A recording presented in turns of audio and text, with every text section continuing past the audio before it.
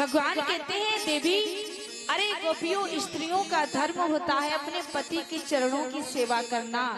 दुस्सीलो दुर्भगो वृद्धो जडो रोगे धनो पीवा, पति स्त्री भिन्न हातव्यो लोके पे सुवीर पातकी। अरे देवी, अपना पति कैसा भी हो, चाहे रोगी हो, चाहे गरीब हो, चाहे काला हो, चाहे करूप हो, चाहे कैसा भी हो, कभी भी स्त्री को अपने पति का त्याग नहीं करना चाहिए। ये कोई और नहीं कह रहा है, भगवान स्वयं कह रहे हैं गोपियों से। और भगवान ठीक ही तो कह रहे हैं। अच्छा बताओ, जब तुम्हारा विवाह हुआ था उस समय तुम 16 वर्ष की थी और तुम्हारे पति 18 वर्ष के थे, तब क्या तुम्हारे पति कोढ़ी थे? क्या तुम्हारे पति बीमार थे? बताओ। उस समय तो तुम्हारे पति तुम्हारे जैसे ही, तुम्हारे समान सुंदर और सुडौल और 16 वर्षीय होंगे ना। माता पिता जब विवाह करते हैं पति के साथ में तो बराबर का देखते हैं ना, अपनी बेटी के योग्य वर देखते हैं।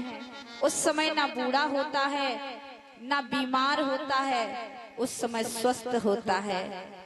और धीरे धीरे जैसा मेरा प्रारब्ध है, यदि प्रारब्ध बस हमारे पति को कोई बीमारी हो जाए, किसी कारणवश अंग भंग हो जाए, तो मेरा धर्म क्या कहता है, उसको छोड़ देना। बोलो परीक्षित महाराज।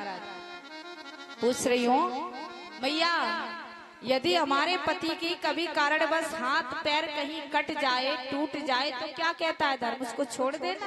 बोलो नहीं। जब विवाह हुआ था उस समय अग्नि को साक्षी करके, ये साक्षी करके, देवताओं को साक्षी करके कहा गया था कि तुम दोनों का सुख दुख एक दूसरे को साथ में निभाना है। जब पत्नी को परेशानी हो तो पति उसका साथ निभाए, जब पति को हो तो पत्नी।